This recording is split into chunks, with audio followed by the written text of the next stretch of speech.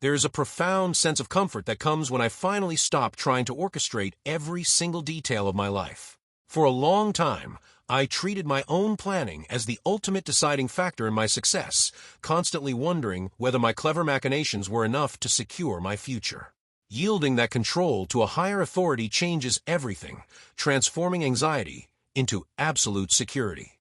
When I allow myself to step out of the way, I discover the incredible freedom and blessing of a life directed by a loving Father. I'm striving to yield more completely into His guidance. Proverbs 16, verse 9.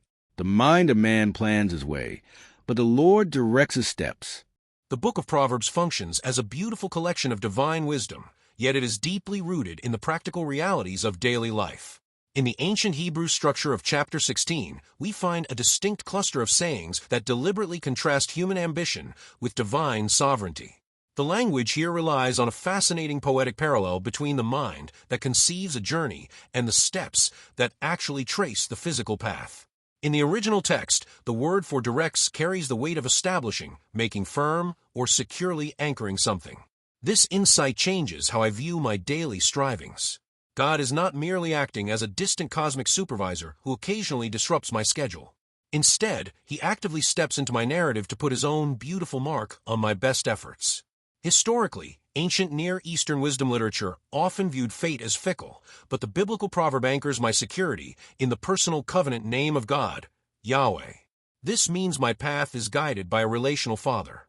I used to worry that this divine oversight meant my personal agency was entirely negated, yet the text actually affirms that the human mind naturally plans.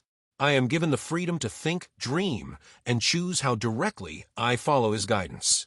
The beautiful mystery is that while I am busy drawing the map, the Lord is the one firmly planting my feet exactly where they need to go. Recognizing this reality allows me to stop getting in the way of my own spiritual fruitfulness. When I cease trying to force my own outcomes, I experience a blessing beyond compare. Ultimate security is found when I yield my beautifully crafted agendas into the hands of the one who sees the end from the beginning, trusting Him to establish every single step. And that is my thought for today. God bless and have a great day.